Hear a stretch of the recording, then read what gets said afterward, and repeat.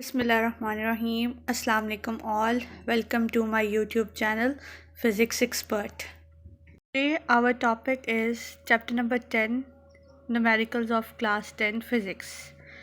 Numerical start करने से पहले मैं आपसे इतना ही कहूँगी कि अगर आप मेरे चैनल पे न्यू हैं तो kindly subscribe my YouTube channel and press the bell icon ताकि आपको मेरी वीडियोस की नोटिफिकेशन टाइमली मिलती रहे। और इसी तरह आप मेरे चैनल को सब्सक्राइब करें, शेयर करें, लाइक करें और कमेंट करें।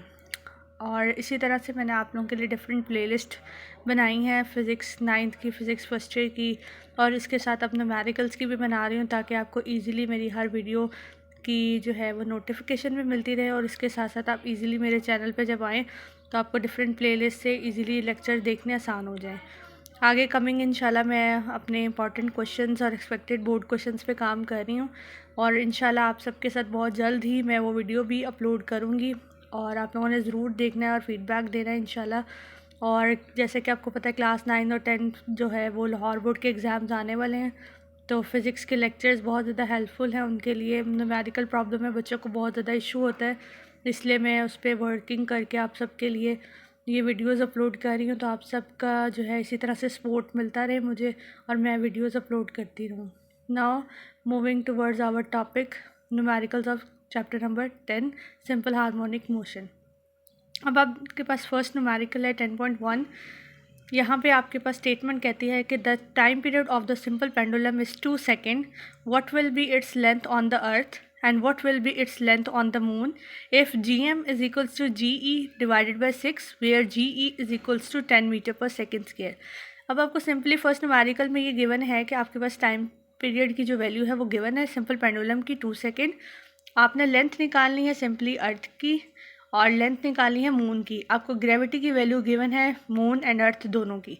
तो आप सिंपली इसका न्यूमेरिकल का सलूशन इस तरह से देख सकते हैं, आपको मेरी स्क्रीन पे शो हो रहा है। ये गिवन डाटा हम सबसे पहले लिखते हैं जो है t is equals to 2 second and G M is equals to G E over 6 and G E is equals to 10 meter per second square. अब G M stands for gravity of moon and G E stands for gravity of earth. तो L E और L M निकालना है, length of the earth and length of the moon निकालनी है। तो आपके पास simple time period of simple pendulum का formula t is equals to 2 pi under root L over G. तो आपने इस फार्मूला को यूज़ करते हुए आपने सिंपली एल एम और एल ई निकालना है। तो हम सबसे पहले लिखेंगे फॉर अर्थ के लिए निकालेंगे तो t is equals to 2 pi under root L E over G E हो जाएगा। तो taking square on both sides, आप स्केयर करेंगे दोनों तरफ तो आपके पास क्या आ जाएगा, T square is equals to 4 pi square L E over G. अब आप सिंपली यहाँ पे देख सकते हैं कि आपने एल ई निकालना है, तो आप इसको रीअरेंज करेंगे। जी ई यहाँ पे डिवाइड हो रहा है तो वहाँ जाके टी स्केयर के साथ क्या हो जाएगा, मल्टीप्लाई। तो T square multiply by G E divided by 4 pi square. अब आप देख सकते हैं कि L E is equals to T की वैल्यू थी 2 और आपके पास जी ई की वैल्यू थी 10 और 4 एज इट इज़ रहा और पाई की आपको पता है 3.14 होती है। तो जब आपने ये सारी वैल्यूज़ को कैलकुलेट किया कैलकुलेटर पे तो आपके पास आंसर आया L E which is equals to 1.02 metres.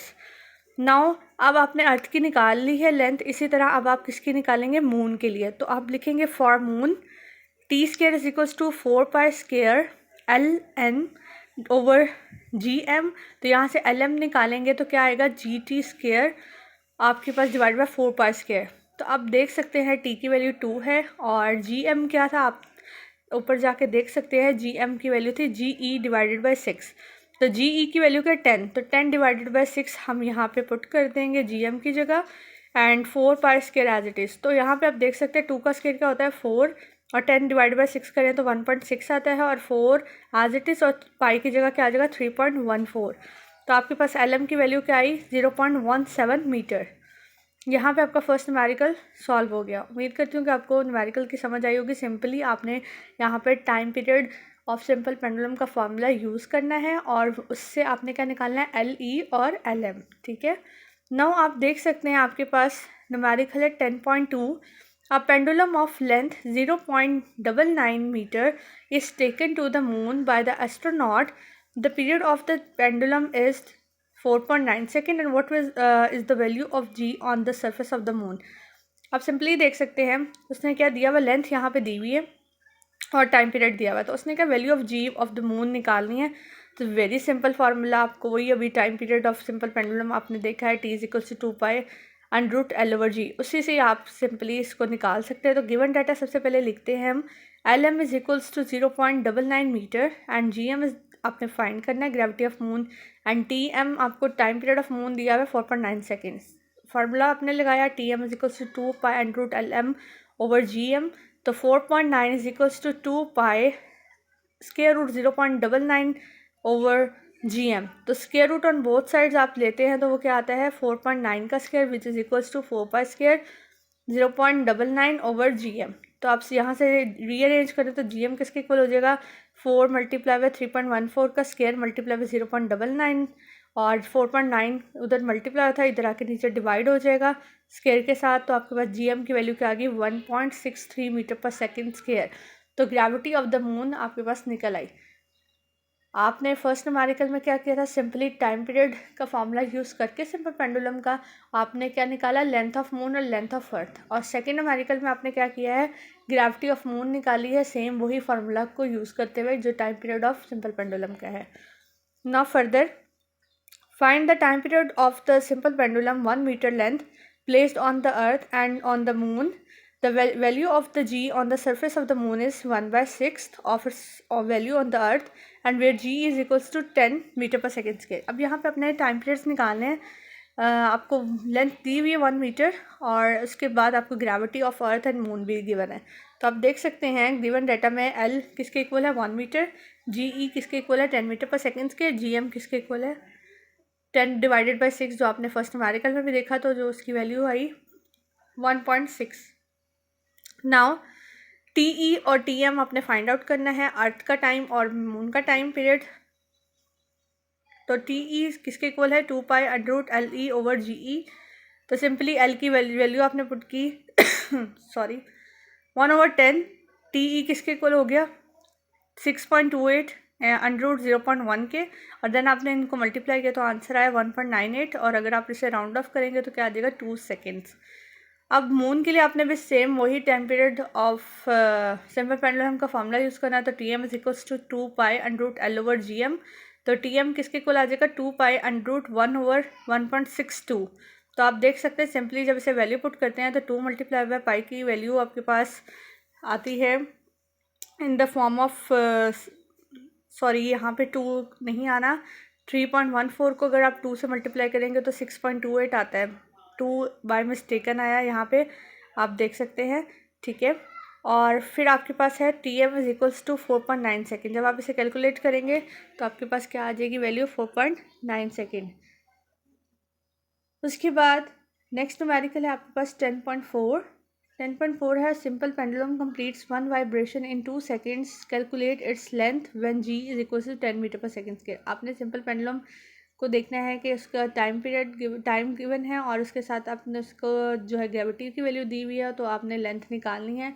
तो वही सिंपल पेंडुलम के फार्मूलाज ही ज़्यादा यूज़ हो रहे हैं इसमें, पहले 4 न्यूमेरिकल में। तो आपने इसको अच्छी तरह से याद करना है। सिंपल पेंडुलम का फार्मूला टी 2 सेकेंड गिवन है, जी 10 मीटर पर सेकेंड स्क्वायर है और एल कितना दिया हुआ है, एल सॉरी फाइंड आउट करना है। तो T is equal to 2 pi under root L over G, आप taking square on both side करते हैं तो टी स्क्वायर किसके इक्वल आता है 4 pi square L over G के। तो L equals to G T square divide by 4 pi square. तो आपके पास टी की वैल्यू क्या है 2, जी की वैल्यू 10, 4 मल्टीप्लाई बाई 3.14 का स्क्वायर। तो एल की वैल्यू क्या आ गई 1.02 मीटर। तो ये आपके पास लेंथ निकल आई। सिंपली अभी तक आपने जो 4 न्यूमेरिकल्स किए हैं उस सब में हमने टाइम पीरियड का फार्मूला यूज़ किया सिंपल पेंडुलम का। और 10.5 न्यूमेरिकल आपके पास if 100 waves passes through a point of medium in 20 seconds, what is the frequency and the time period of the wave? If its wavelength is 6 centimeter, calculate the wave speed। अब आपके पास number of waves 100 दी हुई हैं, time भी given है और आपको wavelength भी given है। तो आपने क्या क्या निकालना है, फ्रिक्वेंसी, टाइम पीरियड और इसके बाद वेव स्पीड। तो आप देख सकते हैं 10.5 न्यूमेरिकल है आपके पास। आपने उसका गिवन डाटा देखना है, नंबर ऑफ़ वेव्स है 100, टाइम पीरियड है 20 सेकेंड, लैम्डा वेवलेंथ जो है वो कितनी है 6 सेंटीमीटर। आप उसको मीटर में कन्वर्ट कर लें तो वो 6 डिवाइड बाई 100 करेंगे तो 0.06 मीटर आ जाएगा। तो वी फाइंड आउट करना है और एफ़ भी आप लोगों ने फाइंड आउट करना और टी भी। तो F is equals to N by T, number of wave divide by time, तो which is equals to 100 divided by 20। तो आप देख सकते हैं 5 हर्ट्ज़ आंसर आ गया। देन टाइम पीरियड का फॉर्मूला है 1/f, 1/5 आप पुट करेंगे तो 0.2 सेकेंड आ जाएगा। और आपके पास स्पीड ऑफ वेव का फार्मूला है v is equals to F lambda. F क्या है 5, लैम्डा है 0.06, तो आपके पास वैल्यू आ जाती है स्पीड के 0.3 मीटर पर सेकेंड। तो आपको जो है ये न्यूमेरिकल्स बहुत इजी वे में समझ आए होंगे उम्मीद करती हूँ, क्योंकि यहाँ पे आपने पहले 4 में time period of simple pendulum के फार्मूलाज को यूज़ किया है और लास्ट वाले न्यूमेरिकल जो 10.5 है इसमें आप लोगों ने फ्रिक्वेंसी का, टाइम पीरियड का in the form of frequency और स्पीड ऑफ वेव का फार्मूला देखा है। ठीक है, तो ये फार्मूलाज बहुत इंपॉर्टेंट है, न्यूमेरिकल में बहुत यूज़ होते हैं, तो आपने ये याद रखने हैं, इनकी की पॉइंट्स बना के रखने हैं। और आप लोग कोशिश ये करें कि अपने जितने भी न्यूमेरिकल्स आपके फार्मूलाज हैं न्यूमेरिकल वैल्यूज़ में यूज़ हो रहे हैं, आप उसका एक थोड़ा सा स्टिकी नोट्स पे ना एक फार्मूलाज का चार्ट बना के उसे अपने न्यूमेरिकल वाली साइड पे पेस्ट करके रखें, ताकि आप जब कल को न्यूमेरिकल की प्रैक्टिस करें तो आप इजीली उसको सॉल्व कर सकें। ठीक है, तो हमारा लेक्चर आज के लिए इतना ही है। उम्मीद करती हूँ कि आप लोगों को मेरा लेक्चर बहुत अच्छी तरह से समझ आया होगा और आपने इसे बहुत अच्छी तरह से प्रैक्टिस और अंडरस्टैंड करना है। आज का लेक्चर इतना ही। Thank you so much. अल्लाह हाफ़िज़।